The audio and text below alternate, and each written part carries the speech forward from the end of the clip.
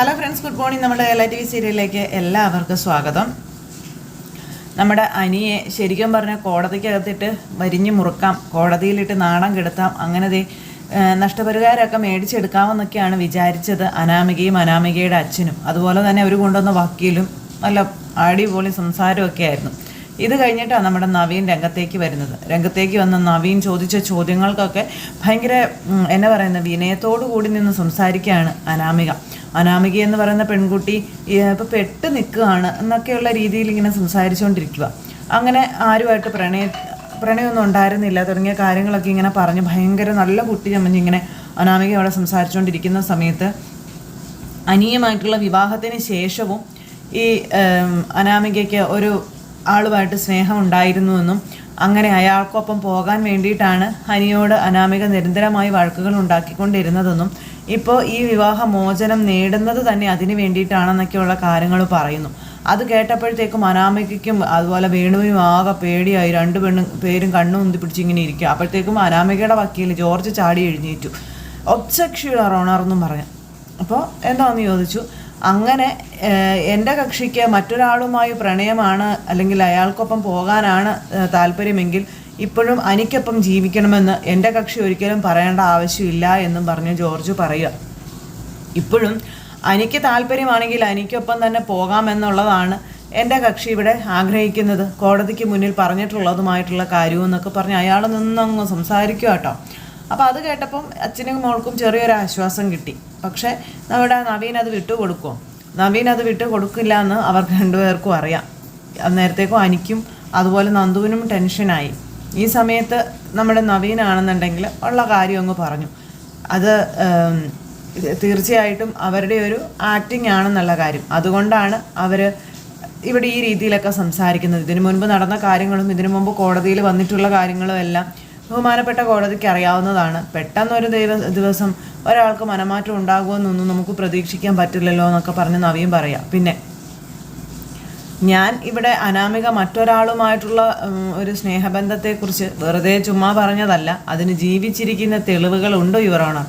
അതുകൊണ്ട് തന്നെയാണ് ഞാൻ അങ്ങനെ പറഞ്ഞതെന്നുള്ള കാര്യം പറയാം. അപ്പോൾ അത് കേട്ടപ്പോഴത്തേക്ക് ഇവർ രണ്ടുപേരും ഒന്നുകൂടെ ഒന്ന് ഞെട്ടി.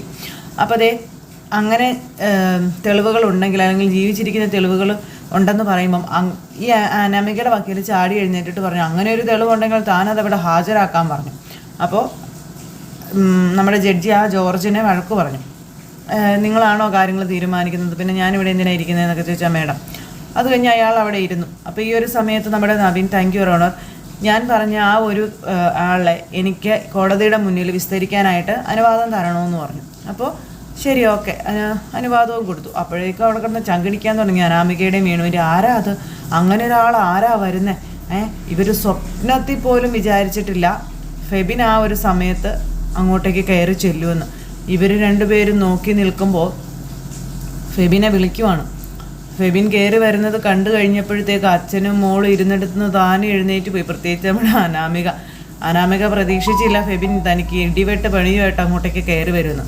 ഫെബിനൊരു പക്ഷേ അനാമികയിൽ നിന്ന് കാശ് കിട്ടാൻ വേണ്ടി നിൽക്കുന്നതാണ്.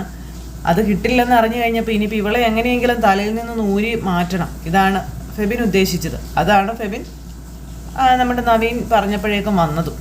അങ്ങനെ ഫെബിൻ വന്നു കഴിഞ്ഞപ്പോഴേക്കും നമ്മുടെ നവീൻ അവിടെ നിന്ന് വാദം തുടങ്ങി. ഇതാണ് യുവർ ഓണർ ഞാൻ പറഞ്ഞ ഇപ്പോൾ അനാമികയുമായി പ്രണയത്തിലായിട്ടുള്ള ഫെബിൻ എന്ന് പറയുന്ന ചെറുപ്പക്കാരനെന്ന് പറഞ്ഞു. പറയും മിസ്റ്റർ ഫെബിൻ, ഞാൻ പറഞ്ഞതിൽ എന്തെങ്കിലും തെറ്റായിട്ടുണ്ടോ എന്ന് ചോദിച്ചു, അല്ലെങ്കിൽ ഇല്ലാത്തതായിട്ടുണ്ടോ എന്ന് ചോദിച്ചു. താങ്കളും അനാമികയും തമ്മിൽ ഇപ്പോൾ പ്രണയത്തിലല്ലേ എന്ന് ചോദിക്കുമ്പോഴത്തേക്കും അനാമികയുടെ നേരെ ഫെബിൻ ഇങ്ങനെ നോക്കുക. പേടിച്ച് വിറച്ചിങ്ങനെ ഇരിക്കട്ടോ അനാമിക. അപ്പോൾ അതെ എന്ന് പറഞ്ഞു. എത്ര കാലമായി നിങ്ങൾ തമ്മിലുള്ള പ്രണയം തുടങ്ങിയിട്ട് എന്ന് ചോദിച്ചപ്പോഴേക്കും അനിയെ വിവാഹം കഴിച്ച ആ ഒരു ടൈം തൊട്ടുള്ള കാര്യങ്ങൾ ഇങ്ങനെ പറയുവാണ്. അപ്പോൾ അനിയുമായിട്ടുള്ള ആ ഒരു ഡൈവോഴ്സ് നടന്നെങ്കിൽ മാത്രമേ ഞങ്ങൾക്ക് ഒന്നിക്കാൻ കഴിയുള്ളൂ എന്ന കാര്യവും ഫെബിൻ പറഞ്ഞു. അതുപോലെ ഞാൻ പുറത്തേക്ക് പോവുകയാണ്.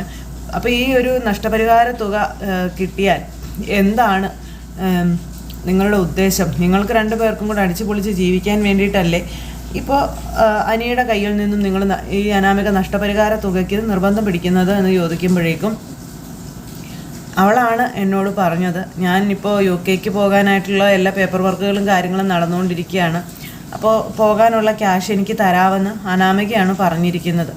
അപ്പോൾ അതിന് വേണ്ടിയിട്ടാണ് അനാമിക ഇപ്പോൾ അനിയുടെ കാര്യത്തിൽ ഇത്രയും ആ ഒരു ഇത് പിടിച്ചിരിക്കുന്നത് തുടങ്ങിയ കാര്യങ്ങളൊക്കെ പറഞ്ഞു. അങ്ങനെ എന്തെല്ലാം അനാമികയുടെ മനസ്സിൽ ലക്ഷ്യങ്ങളുണ്ടോ അത് മുഴുവനും ഈ പറയുന്ന ഫെബിൻ അവിടെ നിന്ന് വിളിച്ചു പറയുക കോടതിയോട്.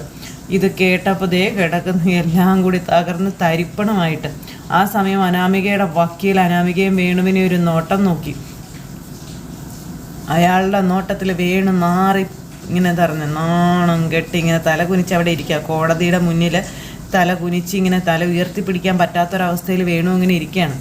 അങ്ങനെ ദേ നമ്മുടെ ഫെബിൻ അവിടെ വെച്ച് വിളിച്ചു പറയുകയും ചെയ്തു, എനിക്ക് അനാമികയെന്ന് പറയുന്ന വ്യക്തിയെ ഇഷ്ടമല്ല എന്നും അതുപോലെ തന്നെ ഈ ഒരു ക്യാഷിന് വേണ്ടിയിട്ടാണ് അവളവിടെ സ്നേഹം കാണിച്ചതെന്നും അവളുമായി എനിക്ക് മുന്നോട്ട് പോകാൻ സാധിക്കില്ല. കാരണം അനാമിക എന്ന് പറയുന്ന പെൺകുട്ടിയുടെ സ്വഭാവം ഇന്നതാണ്, ഇന്ന പോലെയൊക്കെയാണ് അവൾ പെരുമാറുന്നത്, ഒരാളുടെ കൂടെയും അവൾക്ക് ജീവിക്കാൻ കഴിയില്ല തുടങ്ങിയ കാര്യങ്ങളെല്ലാം പറയുന്നു. ശരിക്കും ഒരു മെൻ്റൽ പേഷ്യൻ്റ് തന്നെയാണ് അനാമിക.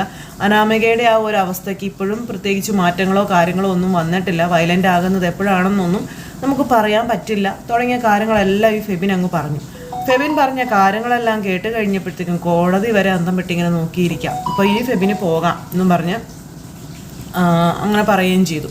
അങ്ങനെ അതും കഴിഞ്ഞിട്ട് ദേ ഈ പറയുന്ന നമ്മുടെ ഫെബിനെ പറഞ്ഞു വിട്ടു കോടതി. അത് കഴിഞ്ഞപ്പോഴേക്കും പിന്നെ നമ്മുടെ നവീൻ്റെ ഊഴമല്ലേ.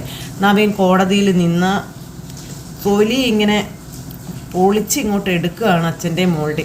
രണ്ടെണ്ണങ്ങളും കൂടെ അവിടെ അങ്ങോട്ട് ഇരുന്ന് അങ്ങ് ഉരുകാനായിട്ട് അങ്ങ് തുടങ്ങി.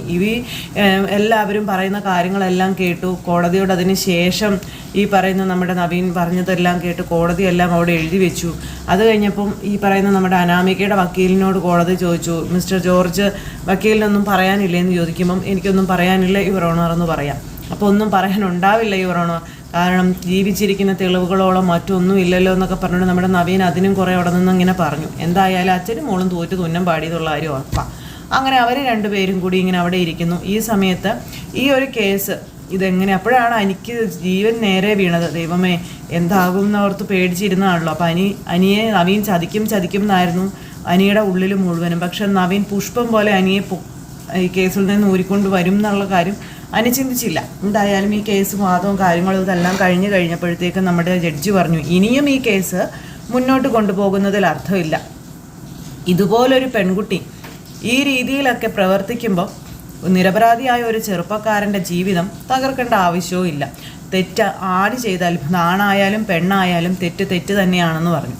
പിന്നെ ഇപ്പം നിയമം പെൺകുട്ടികൾക്ക് കുറച്ച് ആനുകൂല്യങ്ങൾ കൂടുതൽ കൊടുക്കുന്നുണ്ടെന്ന് കരുതി അതെല്ലാം ഒരു വളമായി കണ്ട് തെറ്റുകൾ ഓരോന്നും ചെയ്യാനുള്ളൊരു പ്രോത്സാഹനമായി അത് എടുക്കുന്നവരോട് കോടതിക്ക് ഒന്നും പറയാനില്ല എന്ന് പറഞ്ഞു. അതുകൊണ്ട് തന്നെ ഇവിടെ ഈ ഒരു കേസിൽ അനാമിക എന്ന് പറയുന്ന പെൺകുട്ടിയുടെ ഭാഗത്ത് ഒരു ന്യായമോ അല്ലെങ്കിൽ ഒരു സത്യസന്ധതയോ ഇല്ല എന്നും കോടതിക്ക് മനസ്സിലായെന്നും പെൺകുട്ടിയാണെന്ന് കരുതി ഈ രീതിയിലൊന്നും തെറ്റുകൾ ചെയ്യരുതെന്നും പറഞ്ഞ് അനാമികയെ വിമർശിക്കുക. അതുപോലെ തന്നെ അനാമികയുടെ അച്ഛനെയും വിമർശിക്കുകയാണ്. ഒരു നയാ പൈസ പോലും അനന്തപുരിയിൽ നിന്ന് അനിയോ എതിർകക്ഷിയായ അനി നഷ്ടപരിഹാര തുക കൊടുക്കണ്ട എന്നും അതിന് പെൺകുട്ടിയോ പെൺകുട്ടിയുടെ കുടുംബക്കാരോ അർഹരല്ല എന്നും കോടതി പറയുന്നു. അതുപോലെ തന്നെ ഇന്ന് ഈ ഒരു നിമിഷം നമ്മുടെ അനിക്ക് കോടതി വിവാഹമോചനവും അനുവദിച്ചു കൊടുത്തു, നയാ പൈസ പോലും കൊടുക്കാണ്ട്. അപ്പോഴേക്കും അച്ഛനും മകളും തകർന്ന് തരിപ്പണമായി. എന്തെല്ലാം മനക്കോട്ട കെട്ടിയോ എല്ലാം വെറുതെ വെള്ളത്തിൽ വരച്ച വരയായിപ്പോയി. അങ്ങനെ രണ്ടുപേരും കൂടെ തകർന്നിങ്ങനെ ഇരിക്കുകയാണ്. നമ്മുടെ അനിയും നന്ദുവും ഭയങ്കര ഹാപ്പി. അനി എന്നിട്ട് ഈ നമ്മുടെ നവീനെ ഒരു നോട്ടം നോക്കി. നവീൻ തിരിച്ച് ഇപ്പം എങ്ങനെ ഇരിക്കുന്നടാ എന്നുള്ളൊരു നോട്ടം നവീൻ തിരിച്ച് അനിയെയും നോക്കി. എന്തായാലും അനിക്ക് കോടതി ഡിവോഴ്സ് കൊടുത്തു. അത് കഴിഞ്ഞപ്പോഴത്തേക്കും ഇവർ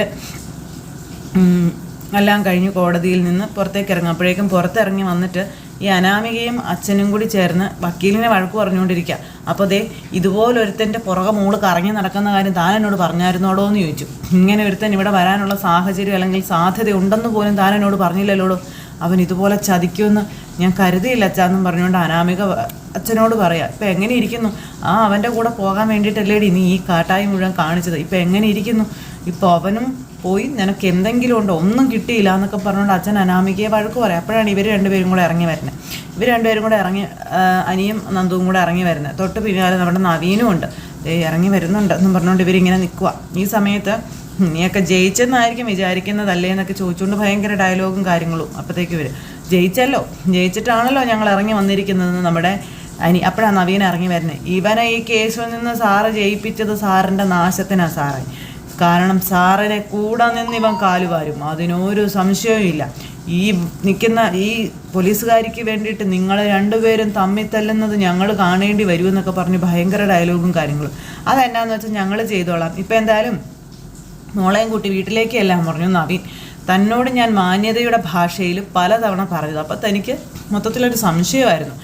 എന്തായാലും എൻ്റെ കൂട്ടുകാരനെ ചതിച്ചിട്ട് തനിക്കും തൻ്റെ മോൾക്കും ഒന്നും കിട്ടുകയില്ലെന്ന് ഇപ്പം മനസ്സിലായില്ലേ എന്ന് ചോദിച്ചു. ഈ നവീൻ ഒരു കാര്യം തീരുമാനിച്ചാൽ അത് തീരുമാനിച്ചതാണെന്ന കാര്യവും പറയാം. അപ്പോൾ അത് കേട്ട് കഴിഞ്ഞപ്പോഴേക്കും ഇതിനൊക്കെ താൻ അനുഭവിക്കോടോ എന്നും പറഞ്ഞുകൊണ്ട് അനാമിക ആയിക്കോട്ടെ എന്ന് ഇവരതങ്ങ് വരവ് വയ്ക്കുകയും ചെയ്തു. അനുഭവിക്കേണ്ടതാണെങ്കിൽ അനുഭവിക്കാതെ പറ്റത്തില്ലല്ലോ, അവർ വരവ് വെച്ച് അങ്ങനെ നിൽക്കുക. അങ്ങനെ അതെല്ലാം കഴിഞ്ഞു ഇവർ കോടതിയിൽ നിന്ന് പോന്നു. വിജയശ്രീ ലാളിതരായിട്ട് ഇവർ കോടതിയിൽ നിന്ന് പോരുന്നു. ആ സമയത്ത് അവിടുന്ന് കോടതിയിൽ നിന്ന് വീട്ടിലോട്ടും പോയി. ഇനിയിപ്പോൾ എന്ത് ചെയ്യും? ഇനിയിപ്പം ആത്മഹത്യ മാത്രമേ മുന്നിൽ വഴിയുള്ളൂ എന്നും പറഞ്ഞ് അച്ഛനും മോളും കൂടെ വീട്ടിലോട്ടും പോയിരുന്നു. അനന്തപുരിയിൽ എല്ലാവരും വെയിറ്റ് ചെയ്തിരിക്കുക കേസും കാര്യങ്ങളും എന്തൊക്കെയാണെന്ന് അറിയാനായിട്ട്. അങ്ങനെ മൊത്തത്തിൽ ഇങ്ങനെ എന്നാ പറയുന്നത്, ഭയങ്കര ഒരു ടെൻഷൻ അടിച്ച് എല്ലാവരും ഇരിക്കുന്ന സമയത്താണ് അനി അങ്ങോട്ടേക്ക് ചെല്ലുന്നത്. അപ്പം നവീനോട് ഒരുപാട് നന്ദിയൊക്കെ പറഞ്ഞ് നവീനെ കെട്ടിപ്പിടിച്ച് അപ്പോൾ നവീനെ സംശയിച്ചതിൽ ഒത്തിരി സോറിയൊക്കെ പറഞ്ഞ് അങ്ങനെ നമ്മുടെ അനി ഒത്തിരി നവീനുമായിട്ട് സംസാരിച്ചു. അപ്പം നന്ദു പറഞ്ഞു, ഞാൻ അപ്പോഴേ പറഞ്ഞില്ലേ നവീനേട്ടൻ ഒരിക്കലും ചതിക്കില്ല എന്ന്, നവീൻ്റെ ഏട്ടൻ ഒരിക്കലും നിന്നെ ചതിക്കാൻ കഴിയില്ല എന്ന്, നീ അന്നേരം ഒന്നും വിശ്വസിച്ചില്ലല്ലോ എന്നൊക്കെ പറഞ്ഞു. എടി അതിൻ്റെ കാരണം എന്താണെന്ന് നിനക്കറിയാലോ, നമ്മുടെ രണ്ടുപേരുടെയും കാര്യം നിൽക്കുന്നത് കൊണ്ടല്ലേ ഞാൻ അങ്ങനെ പറഞ്ഞത് തുടങ്ങിയ കാര്യങ്ങളൊക്കെ അനി ഇങ്ങനെ പറയും. ഇപ്പം എങ്ങനെ ഇരിക്കുന്നു എന്നിട്ട് നവീനേട്ടൻ നിന്നെ രക്ഷിച്ച് കൊണ്ടുവന്നില്ലേ എന്നൊക്കെ ചോദിച്ചു. അപ്പോൾ ഇതുകൊണ്ടും പ്രശ്നമുണ്ടെന്ന് എന്തോന്ന് പറഞ്ഞു. എന്ത് പ്രശ്നം? അല്ല ഇനി എനിക്ക് അവനോട് കടപ്പാട് കൂടും എന്നും പറഞ്ഞുകൊണ്ട് ഇങ്ങനെ പറയാം. അപ്പോൾ അത് കേട്ടപ്പോഴത്തേക്കും നന്ദുവിനും ആകതായി. അങ്ങനെ അവർ രണ്ടുപേരും കൂടി ഇങ്ങനെ സംസാരിച്ചുകൊണ്ട് നിൽക്കുന്നു. ആ സമയത്ത് നമ്മുടെ നവീനെ കെട്ടിപ്പിടിച്ച് അതുപോലെ നവീനോട് ഒരുപാട് നന്ദിയൊക്കെ പറഞ്ഞ് നമ്മുടെ നവീൻ അങ്ങോട്ടേക്ക് വന്നപ്പം ഞാൻ നിന്നെ സംശയിച്ചു, നീ ഇനി ഈ കേസിൽ നിന്ന് ജയിക്കുമോ എന്ന് പോലും എനിക്ക് സംശയമായിരുന്നു എന്ന കാര്യമൊക്കെ അനി പറയുമ്പം നീ അങ്ങനെ സംശയിച്ചത് കൊണ്ടാണ് എനിക്കിന്നിപ്പോൾ ഇത്രയും ഒരു ഊർജം കിട്ടിയത് ഈ ഒരു കേസ് ജയിക്കാനായിട്ട്. ഞാൻ എൻ്റെ കൂട്ടുകാരനെ അല്ലെങ്കിൽ എന്നെ സ്നേഹിക്കുന്ന എൻ്റെ പ്രിയപ്പെട്ടവരെ ഒരിക്കലും ചതിക്കില്ല എന്ന് ഇപ്പം നിനക്ക് മനസ്സിലായില്ലേ എന്നൊക്കെ ചോദിച്ചു. അങ്ങനെ ഇവർ തമ്മിൽ സംസാരവും കാര്യങ്ങളെല്ലാം കഴിഞ്ഞു. നമ്മുടെ അനി അവരിൽ നിന്ന് ഊരി ഇങ്ങ് പോരുക.